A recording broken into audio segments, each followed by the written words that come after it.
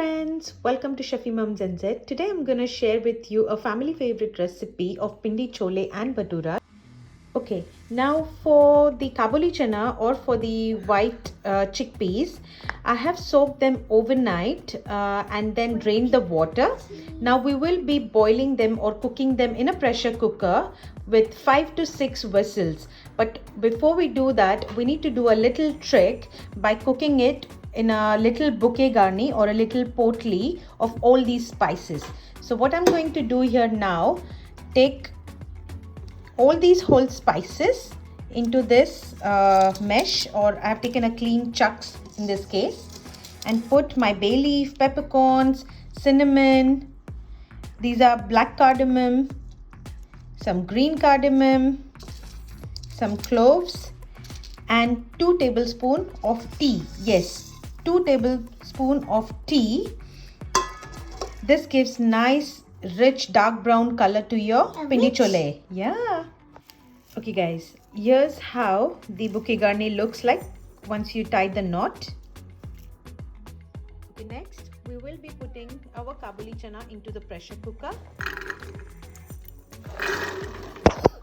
Then to that I will add this bouquet garni of my spices and tea powder, some salt to taste, and water to cover enough. Now, yeah, sure. Keep it a little extra above the chickpeas. And then we close the cooker.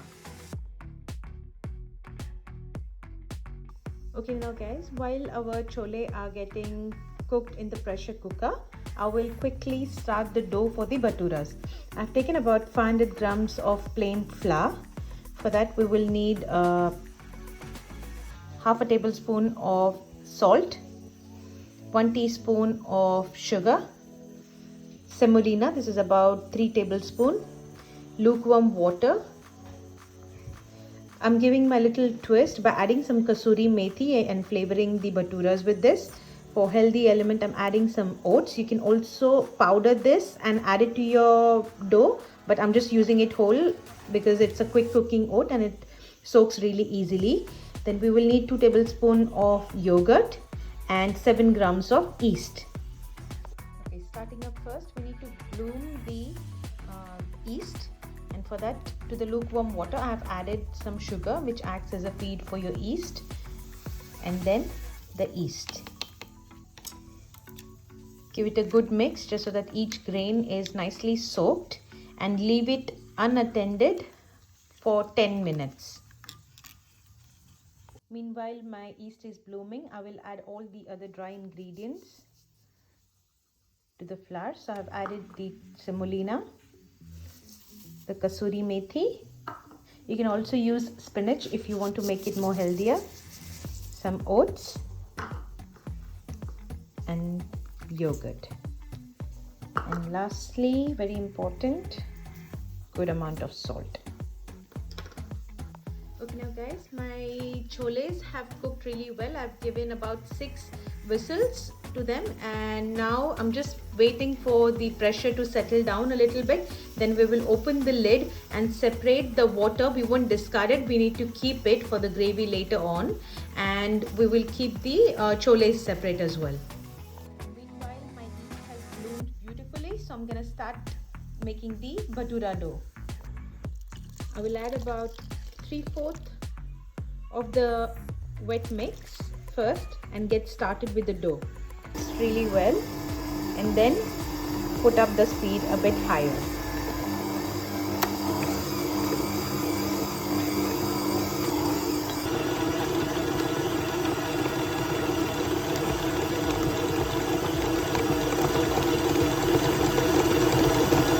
Now guys, I have taken the dough on a lightly flat surface and I'll be hand kneading it for a little bit, just so that it's a bit more manageable and not that sticky as it is right now. And while I'm doing that, I will also add a little bit of oil and then leave it for proving for at least 2 hours. Later, once the first proving is done of 2 hours, we will knock the air out and then start rolling our bhaturas and fry them. Our dough is ready. Now keep it for 2 hours in a nice warm place. We get this beautiful sunlight in our dining room, so I just like to keep it over there so they get nicely risen really quick. I have opened the pressure cooker and you can see our choles have got beautifully rich dark brown color. So at this stage I'm gonna take this potli out. Try to squeeze any excess liquid that you may have with all the nice flavors from those spices.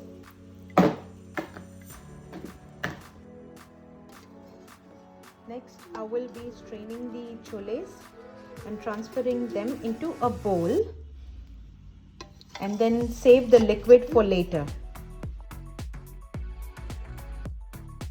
Okay guys, these are all the ingredients that we need for making our choles now. So I'll take you through one by one.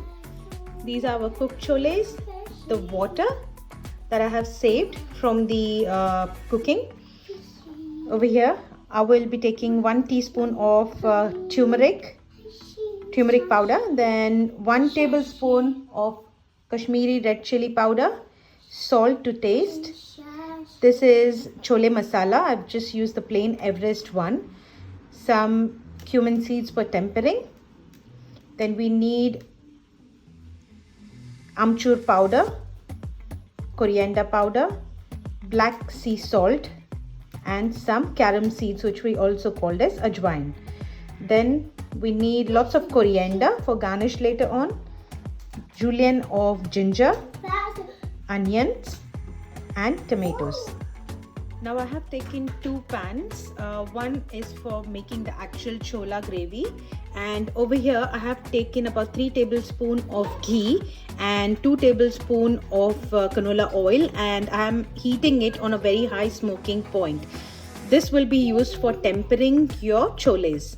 Now once your skillet is really nice and hot, at that stage we will add our cholas and let them dry out a little bit. Next, we will add all the dry masalas except the cumin seeds to this.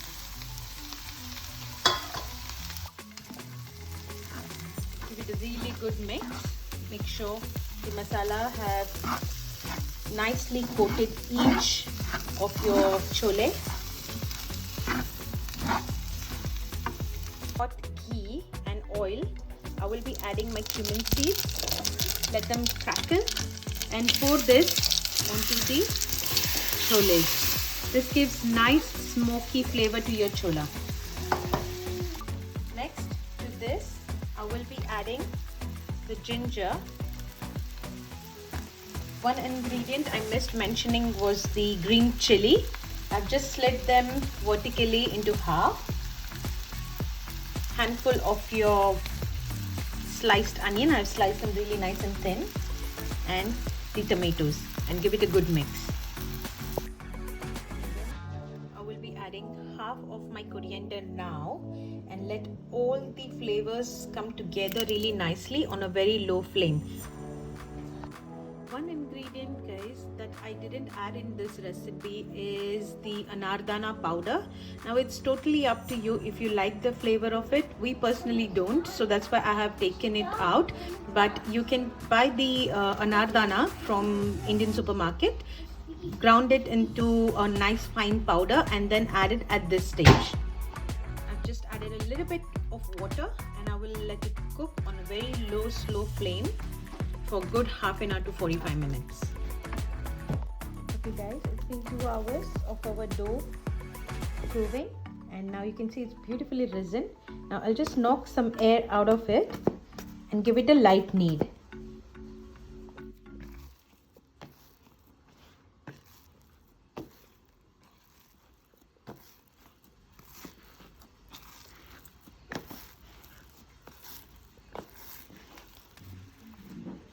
I have rolled my first bhatura, guys. I'm making little puri size bhaturas here because my daughter can handle it nicely. So I'm just keeping it nice and small, but you can make it as big as a football size. It's all up to you. In goes the bhaturas. Make sure your oil is nice and hot. Look at that.